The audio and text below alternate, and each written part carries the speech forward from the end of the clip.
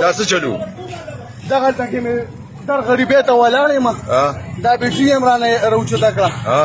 چترۍ یې رانه راوچته کړه د شپږو زرو روپو کنډۍ یې رانه راوچته کړه دا ولې دا ستا خواري مزدور یې معذور یم دا څوک دا په واده هغه هېڅ چې کوم دی هغه یو نو دا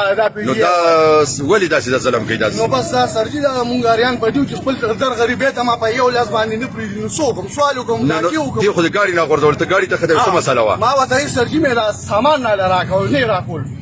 ما دې د ګاډي نه راکوشه مونږ افسران بېعزتي کوي نو مې دا ما لا بېعزتي چې شو داسې دي نو دی خو دا چې دا کم دي دا کم کسان چې دي دا خو دا کم شیزونه دي په کباړ خرڅوي دی خو دا مطلب د پردي ځالونه خرڅوي خبره په کباړ هم خرڅوي کورونو ته هم د ضرورت شي چې ته یو وړي خپل ضرورت راولي استعمال کې راولي غریبي دا خبره کم از کم د 100 روپو سودا راوچته کا دا زه په 2 میاشتې کې هم نشم بچولی دا وردا یو معذور کس دی او غریب کار سړی دی دلته کې مطلب چې خپل مزدوري خپل کې د دینه لاسګاړي مونچت کو مطلب دی په دې کو د ګاډي نه راوغورځولو دی نه راکوزیدو دی وی چې به کچرتا تاسو دا ګاډي بوزي نو زم تاسو سره زما خو دغه وسیله ده دغه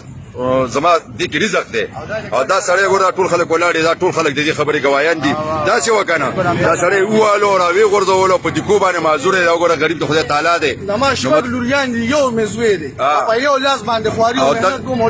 دا معذور دی مطلب دا خو نه پاکستان خدا سي نشي چې مطلب چې سړی معذور تنګي او سړی راغورځي وایي او